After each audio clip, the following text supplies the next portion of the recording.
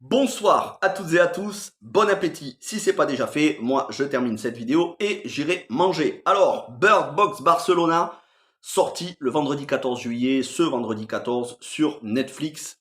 Qu'est-ce qu'il vaut? De quoi ça parle? Déjà, ça va être compliqué de parler du film sans spoiler, donc je vais vous faire une toute petite partie sans spoilers et j'en parlerai un petit peu plus en détail.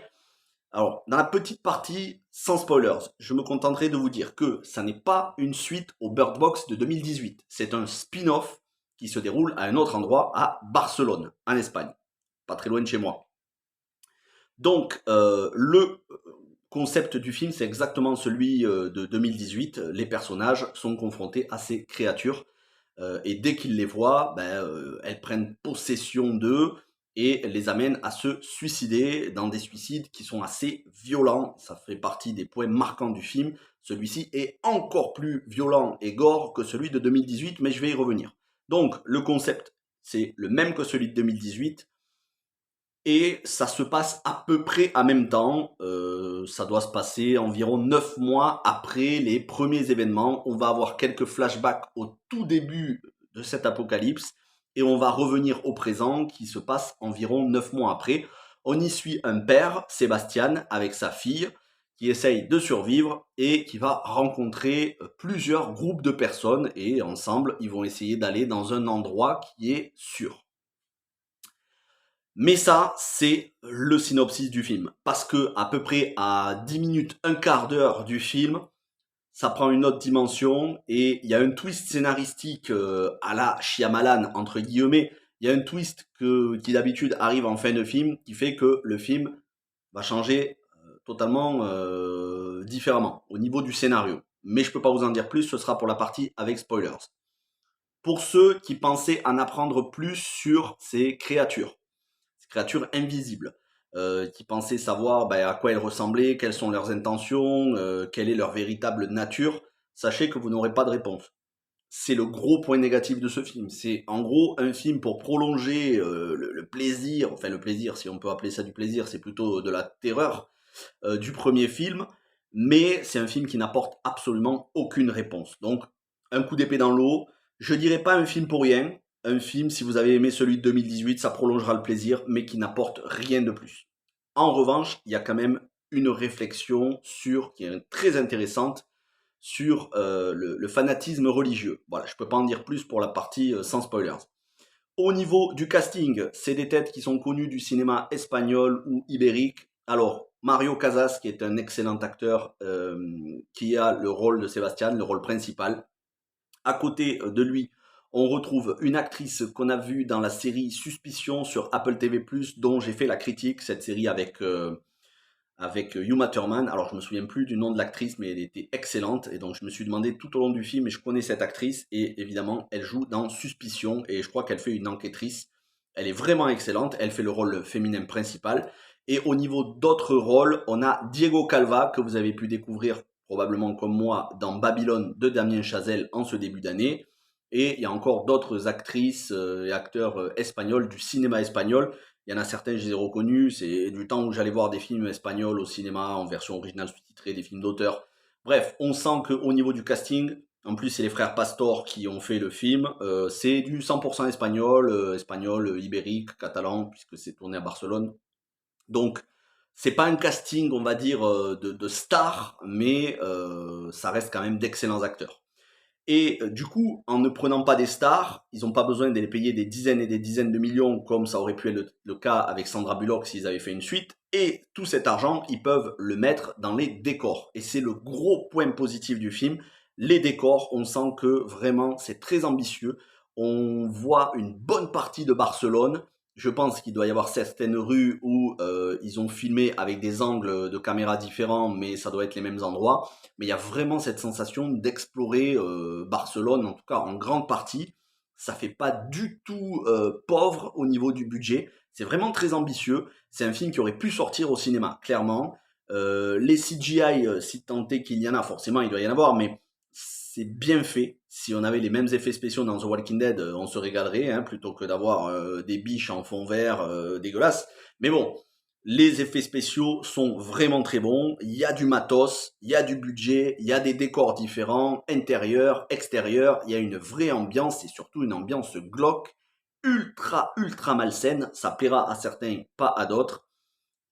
Petit bémol en revanche, c'est pas un film à regarder en famille, clairement pas. Je comprends même pas s'il y avait des parents qui regardaient ça avec leurs enfants. C'est clairement un film très choquant. C'est-à-dire que non seulement il va y avoir des immolations, des gens qui se brûlent vifs lorsqu'ils se suicident au contact de ces créatures. Bon, mais ça c'est un petit peu comme dans le film original. Mais voilà, il va y avoir des gens qui s'égorgent, qui se saignent eux-mêmes, qui se plantent des coups de couteau de partout. Et il y a des choses encore plus malsaines que ça, mais j'en parlerai dans la partie avec spoilers. Donc c'est un film à voir pour un public averti. Si vous êtes déjà habitué à Bird Box, c'est pas nécessaire d'avoir vu le film original pour comprendre celui-ci. C'est vraiment un spin-off qui se passe à peu près en même temps, mais à un autre endroit. Il y a de très bonnes idées. Malgré tout, ça manque de réponses, donc forcément c'est frustrant. Et à la fin du film, on sent qu'il y a une possibilité pour une suite, voire plusieurs suites. Ça pourrait très bien être une franchise. Il n'y a aucun problème là-dessus. Mais à un moment donné, s'il faut un troisième film, il faudra vraiment donner un peu plus de réponses parce que là, pour ceux qui s'attendaient à des réponses, grosse frustration, il n'y en a pas. Voilà ce que je pouvais vous dire sans spoilers. On va passer à la partie avec spoilers. Avant ça, si vous partez maintenant, n'hésitez pas à mettre un petit pouce bleu. Ça coûte rien, c'est juste un clic. Et c'est vrai qu'il y a beaucoup de gens qui regardent les vidéos mais qui mettent pas de pouce bleu. Si vous pouvez, ça fait plaisir. Le petit commentaire de merci, je réponds à tous les commentaires. Et on se retrouve demain pour l'avant-dernier épisode de The Walking Dead Dead City. Donc demain, entre midi et 2, l'épisode sortira. Et tout au long de la semaine, il va y avoir d'autres critiques de films, notamment Barbie et Oppenheimer. J'ai tellement hâte de les voir. Et d'autres choses en plus, je suis en train de vous préparer un gros paquet de contenu pour la deuxième quinzaine de juillet et tout le mois d'août. Ceci dit, on va passer à la partie avec spoilers. Donc spoilers dans 3, 2, 1. Partie spoilers maintenant. Alors, au bout d'un quart d'heure du film, on s'aperçoit en fait que ce père de famille qui avait l'air en apparence d'être, comme tout le monde, de fuir ces créatures, il les a déjà vues et contrairement à d'autres, il n'a pas eu le... Elles l'ont manipulé.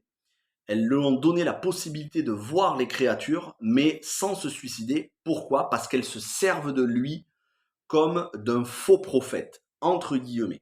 Alors, le concept du film, c'est de nous faire croire que le personnage principal euh, voit ces créatures comme étant quelque chose de bien pour l'humanité. Et il croit lui-même que ces créatures sont des anges, que ce sont des séraphins. Les séraphins dans la Bible, ce sont les anges les plus beaux qui se tiennent aux côtés de Dieu.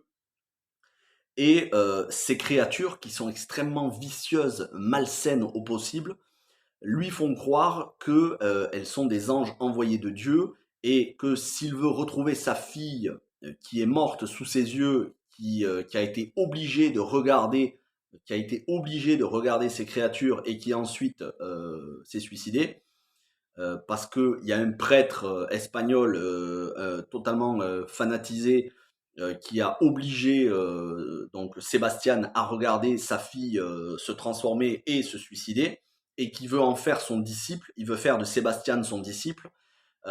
Sébastien pense que ce sont des anges et qu'il doit libérer un maximum de personnes en les obligeant à regarder et que leurs âmes s'élèvent vers le ciel. Et en fait, quand on voit ces espèces d'âmes s'élever vers le ciel, ce sont des illusions d'optique que ces créatures lui font croire en lui faisant croire qu'il œuvre pour le bien, qu'il fait l'œuvre de Dieu.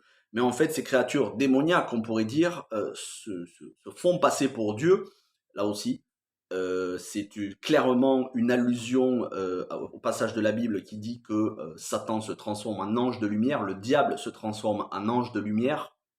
Donc leur but à ces créatures, c'est de jouer sur les croyances religieuses des gens pour se faire passer pour des anges, pour les amener à tuer d'autres humains et comme ça, en leur faisant miroiter qu'ils vont retrouver leurs êtres chers, en l'occurrence Sébastien qui va retrouver sa fille. Et on voit petit à petit sa fille qui commence à devenir de plus en plus exigeante, de plus en plus irascible, agressive. Et c'est clairement ces créatures qui se font passer pour sa fille. Et le fait de jouer sur le deuil et l'envie de revoir sa fille, mais aussi sur sa fibre religieuse, c'est ça qui est extrêmement malsain et extrêmement oppressant et qui est terrifiant parce que ça renvoie directement au fanatisme religieux, au fait qu'il y en a certains qui tuent au nom de Dieu en pensant bien faire. C'est le message du film, c'est pour mettre en garde contre le fanatisme de ceux qui tuent au nom de Dieu en pensant bien faire, en pensant agir au nom de Dieu. C'est une des caractéristiques de toutes ces religions qui disent agir au nom de Dieu, mais qui n'agissent pas au nom de Dieu, hein, parce que bien évidemment, aucun Dieu d'amour ne demande à tuer en son nom. Ça, c'est invariable. C'est d'ailleurs une des caractéristiques pour reconnaître si une religion est vraiment, fait vraiment ce que Dieu demande ou pas. Là, je parlerai aux croyants parce que bien évidemment, les personnes athées vont dire oui, Dieu n'existe pas, c'est votre ami imaginaire. Bon, les gens comme ça, j'ai rien à leur dire s'ils sont pas capables de respecter les convictions religieuses. Mais pour les gens croyants, une religion qui fait vraiment la volonté de Dieu ne justifie jamais un meurtre au nom de Dieu. Jamais. Voilà.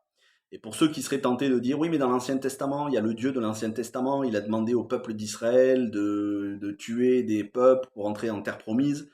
Il faut savoir que déjà, c'était uniquement dans l'Ancien Temps, depuis Jésus, ça a été aboli, mais surtout, c'était dans un cadre bien précis de la conquête de la terre promise, et c'était uniquement des peuples qui étaient païens et qui faisaient des choses abominables comme du sacrifice d'enfants, de l'immolation par le feu, des choses qui étaient vraiment inhumaines. Et c'est uniquement dans ce cadre-là que le Dieu de l'Ancien Testament a demandé au peuple d'Israël. Mais sinon, ce même Dieu a envoyé Jésus, à partir de Jésus, tuer au nom de Dieu est invariablement un signe de désapprobation totale de Dieu. Puisque Jésus a dit, vous devez pardonner à ceux qui vous persécutent et même prier pour eux.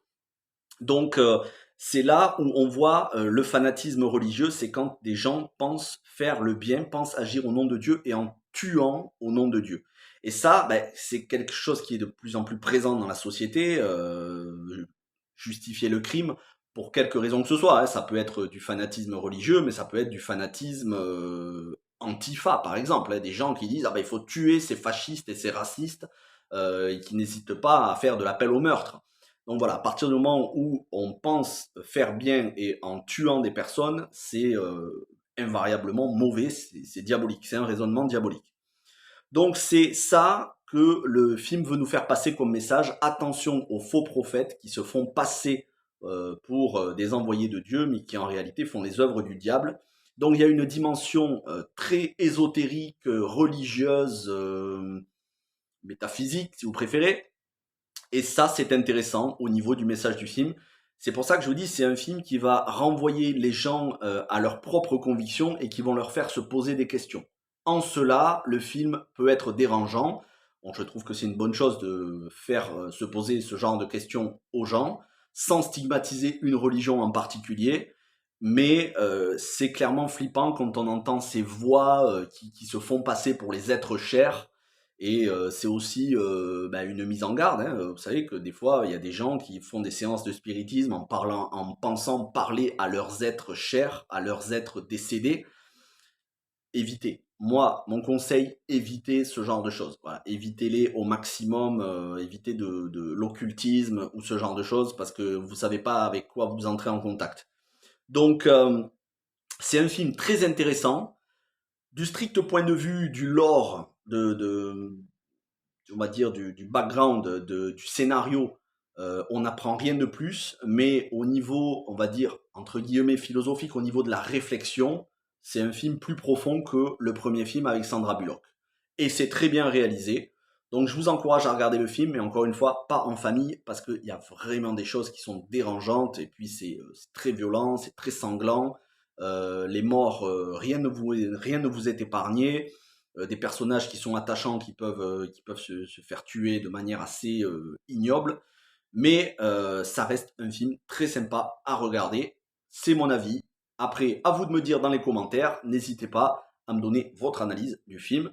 Je vous encourage à regarder ce film. Je vous encourage surtout à mettre un pouce bleu. Et on se retrouve très vite pour beaucoup d'autres critiques de films, de séries et du jeu vidéo, des adaptations de jeux vidéo. Il n'y aura pas de live durant l'été, mis à part adaptation de jeux vidéo, le mag, à la fin du mois de juillet et du mois d'août.